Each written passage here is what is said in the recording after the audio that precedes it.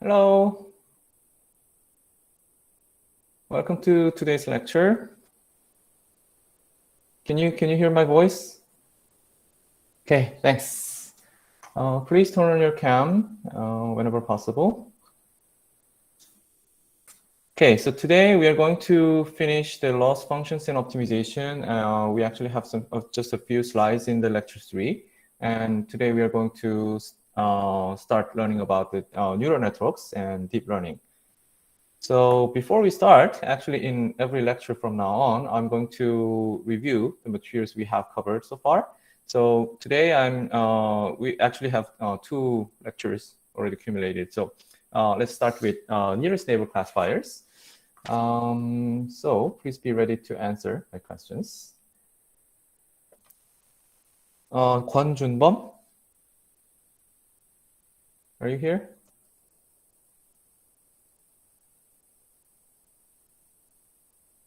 No? Okay. 우동현? Yes. Yeah. What is nearest neighbor classifier?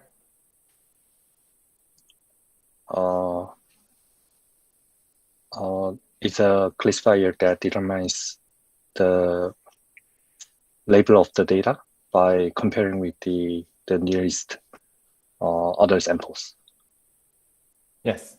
Yes. Okay. Thanks for your answer. Yeah, that's correct. So it's a classifier. So basically, we would like to classify an unseen example to predefined set of classes.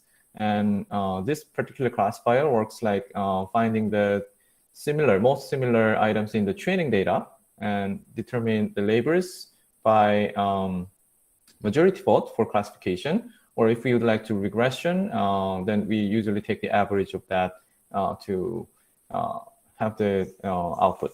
So that's the nearest neighbor classifier. So good. So let me ask another question to Brander, Floria, Lucas.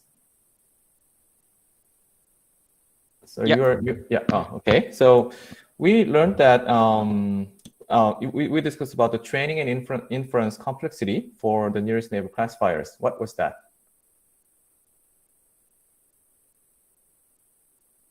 With the training complexity? Yes, time complexity at training and at inference.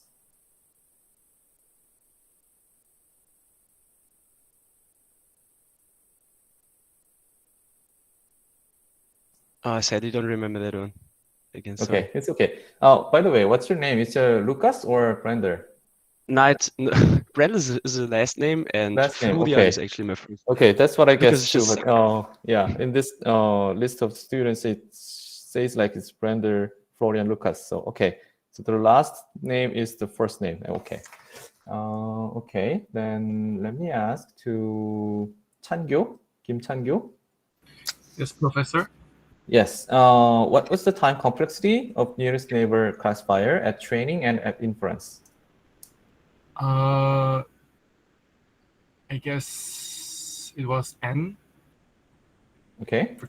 And it caused a lot of complexity on the test set. I actually asked 2 things: the time complexity at training and at inference. Oh, at inference. I mean, both. Yeah, I asked both at training and at inference.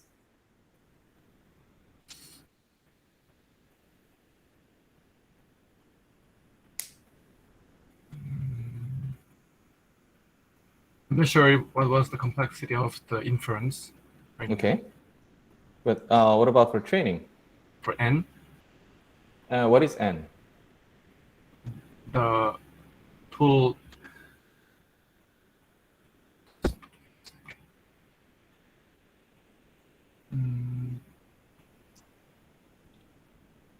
It's okay. Yeah, let me ask this to some other students. Jinhong, Min Jinhong.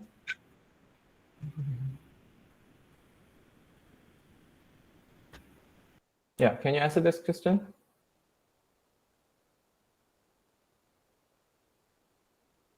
Jinhong? You're muted. Yes. Yeah. So what is the Yeah. time complexity of nearest neighbor classifier at training and at inference?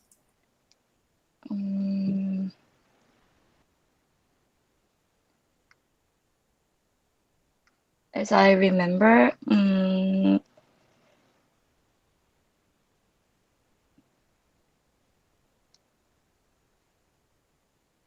something increase exponentially.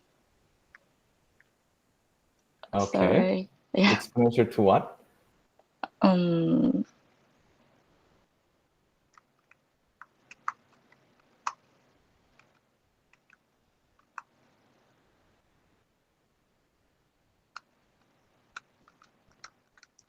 Okay. Yeah. If you are about to answer a question about the time complexity, you may use Yeah. some variables like n. So you have to define what it is first. So as I asked to Changyo, he said that n is the number of training data points or something else. So you have to define what it is.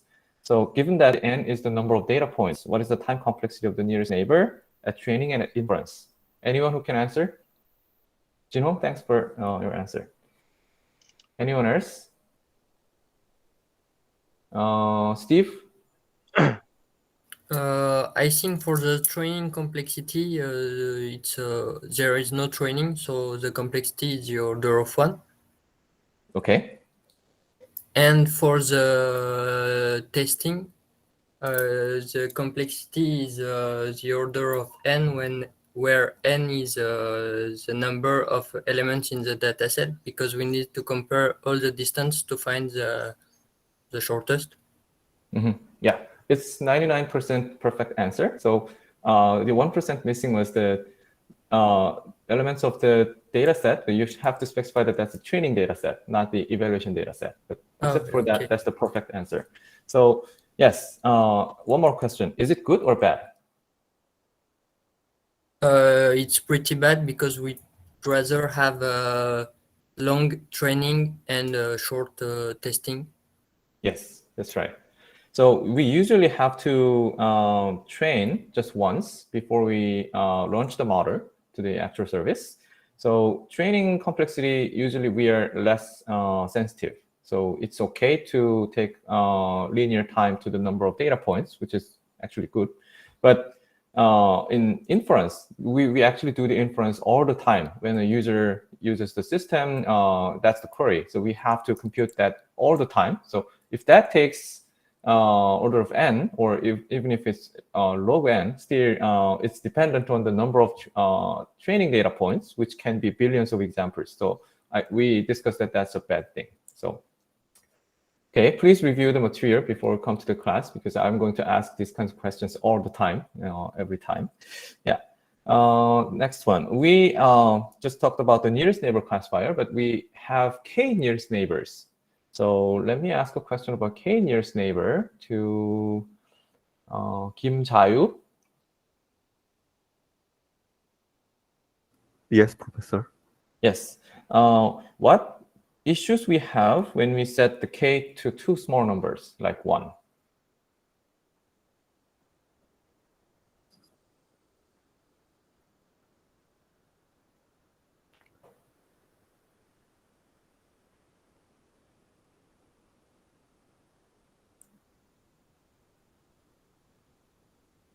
Okay. Chayu, are you here? Yes. Yes.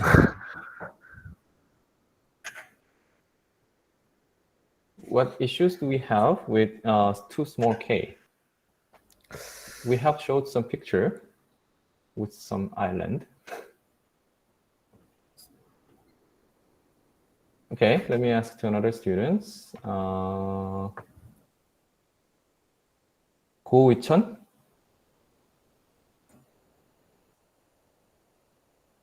Yeah, please unmute. Yeah. Yes, Professor, do you hear me? Yeah. I'm sorry, but could you repeat the question one more time? Yeah. When we use the k nearest neighbors, we may set k to arbitrary integers, and if that's too small, like 1 or 2, what issues do we have potentially?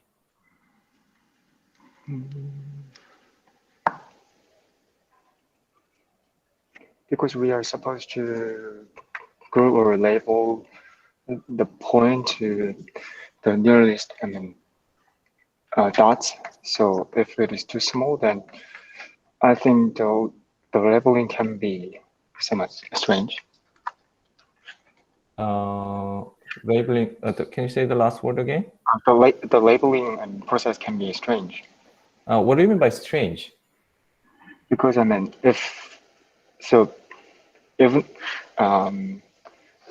even though the nearest dot has a kind of a specific color, the other dot's color can be quite different, because we cannot say all the dots have a kind of same color around the point. So if the K is too small, then I think the labeling, the classification can be somewhat strange or misleading. I think you remember the right picture. So yeah, that's correct. But so we can rephrase what he said like this. Oh, thanks, Ichan. Because this K nearest neighbor relies on K training data points, if that K is too small, for example, it's 1, then our estimation is relying on only one data example. What happens, that's mislabeled. So we can just say that that's unrobust to outliers or noise in the data set. So yeah, thanks for your answer, Ichan. And let's see, 현석, 김현석. Yes, can you Yes. hear me? Yes. We discussed how to use the K nearest neighbors based on pixels to classify images. But I said that that's not a good idea, and we actually never do that. So what was the reason? Why should not we use the K nearest neighbors using the pixels directly for K nearest neighbors? I guess because images usually have a lot of pixel info, so it has the largest. The dimension of the image is large, and image, if we just contrast, if we just compare, if we just compare images just by pixel, then really slight modification of image pixel, but not the label difference can impact the classification result. So I guess we need to reduce the image dimension to some feature. Yeah, some feature. Okay, so yeah, thanks for your answer. But do you have one more thing? That's the main reason. That's correct. Do you have any other thing comes to your mind? I don't know. Okay. So yeah, let me summarize what she said. So in one sentence, we can say like this: the pixel-based distance does not reflect the actual semantic difference. So as what she said, when we change the pixel values just slightly, then the distance between two examples can significantly change, but that does not necessarily mean reflect our intuition about the distance between two images. So it's not basically, we can say that that's not a good distance measure. So that's the main reason. And another reason I wanted to hear was scalability. Because in image, we have too many pixels. And if we have to compute the distance between two images based on all the pixels, then that's not scalable. It takes too much time. So that was the another reason that we never use the pixel values to compute the distance between images. Okay, especially if we are thinking about videos, even not even images, then it will be even more huge. So that's the main reason.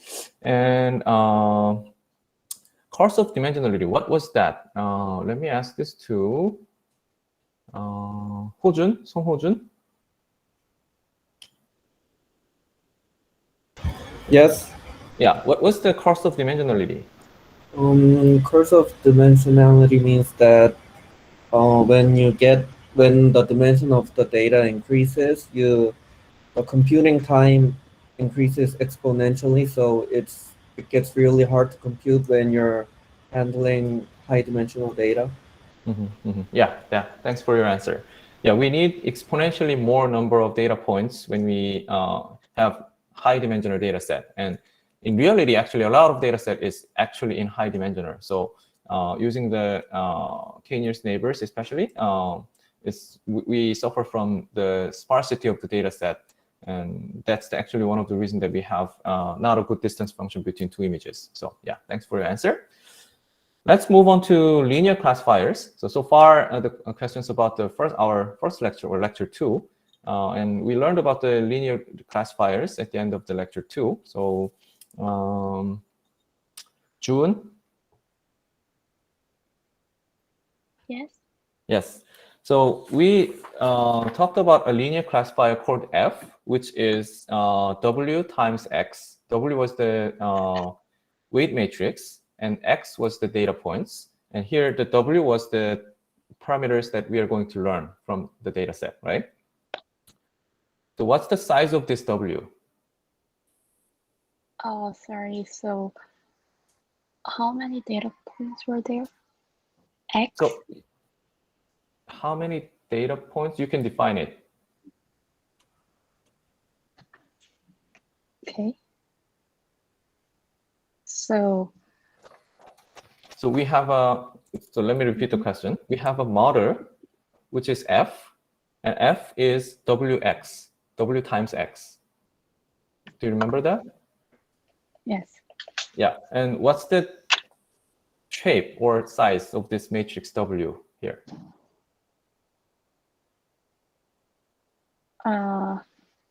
It would be the number of classes that we are trying to predict times the number of input feature size. Yes, right. So, that's exactly the right answer. Yeah, thanks for your answer. Yeah, as you said, the W is the parameter that we are going to learn from the data set, and the size is the number of classes times the input dimensionality. So thanks. Yeah, that's correct. And we learned about bias term in linear classifier. So let me ask this to Jiwon, Kang Jiwon. Yes, Professor.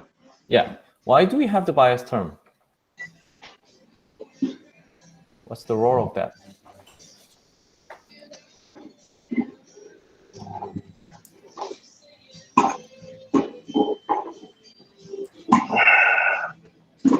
It's like an extra. Yes, extra. Give you an extra parameter to explain the linear function, the linear model. I'm looking for some particular words. So what is that extra term is intended for?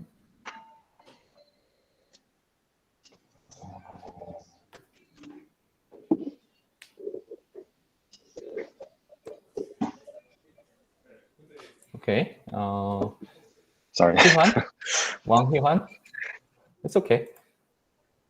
Yes, Professor. Yeah. What's the role of the bias term? It is for setting boundaries for decision. Setting the boundaries for the decision. No.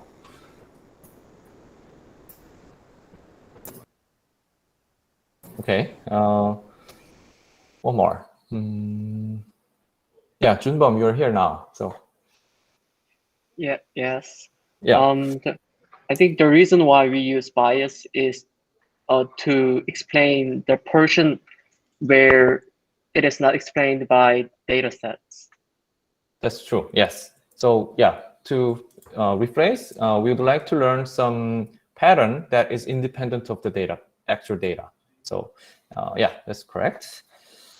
Okay, so I have too many questions, so we already have used 20 minutes. Let me ask just a few more. Soyeon, Park Soyeon. Yes, Professor. Yes. What is the loss function? Loss function means we randomly choose the weight and calculate how incorrect that weight is.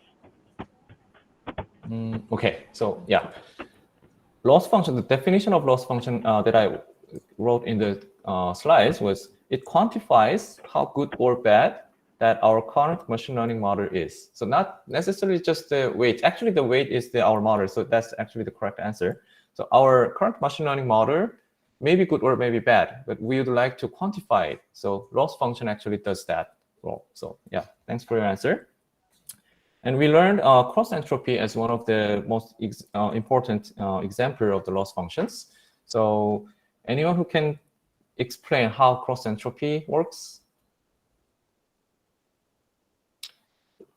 Let me skip this question today because we are out of time, but please review how the cross entropy actually worked. It's really important in this course. One more thing, we learned about optimization. So let me ask the last question to Yoon-young, Kook Yoon-young. Are you here?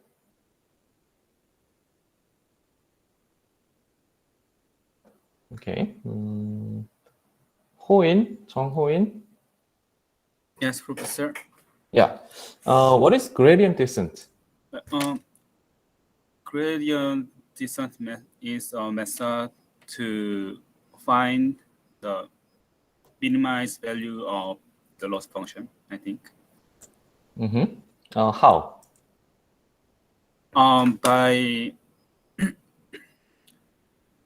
By checking its derivation value, and the gradient method find the way how to minimize the loss value by checking its derivation value anyway. Okay, yeah, thanks for your answer. We basically evaluate how much we are currently wrong based on the training data points. We evaluate our current estimation, and based on that, we can compute the derivative, and then we take a small step towards the correct, to make the predictions more correct in our current model. And we repeat that with multiple examples until we actually converge. So we are not perfect, but almost perfect with the training data sets. So that was the optimization and the gradient descent. So, okay, so I will do this every time. So please review the materials we have learned in the previous lecture and be prepared to answer these questions in the next lecture, okay? So, okay, so today we will finish the lecture 3 by this cross-validation. So I posed the question that how should we decide some hyperparameters like k in k nearest neighbors. So this is really important in machine learning. So what we would like to do is learning the general patterns in the data, not memorizing all the training examples. So let me talk about human study. So when we teach elementary school students, what we would like to teach, for example, when we teach how to do the addition or subtractions, we would like to teach how to do it, not memorizing all the examples. So in our textbooks, we have some exercise questions, and we ask the students to solve it to practice, not memorize all the example questions, right? So what we usually do in our exams or testing, we give a new type of questions, but if the students learned how to do that in general, then they should be able to apply it to the new questions, not because they memorized all the answers to all possible questions. So machine learning is the same. We would like to teach the general patterns. What is a car? What is a cat? What is an airplane? Not memorizing 10,000 of airplane images and just retrieve it or recall it. So in our setting, we have to set up like that. We set aside some data points for evaluation purpose, and we never show that to the model before we actually evaluate the model. Just like we don't want to release our exam questions before students take the actual exam, right? So we usually set aside about 10 or 20% of the data sets to for the test purpose, and we use the rest of the data set to train the model, and we use this 20% or 10% set aside data set for actual evaluation to check the final performance of the model.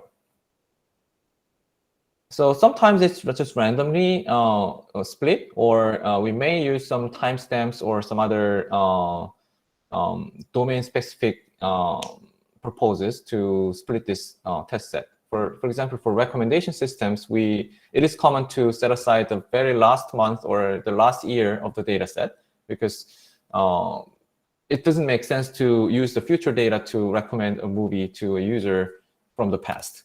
So sometimes we do this. And we also need to choose the hyperparameters to train the models, such as the number of layers or layer width or activation functions. If you don't know what it is, it's okay. We are going to learn about this in the later lectures.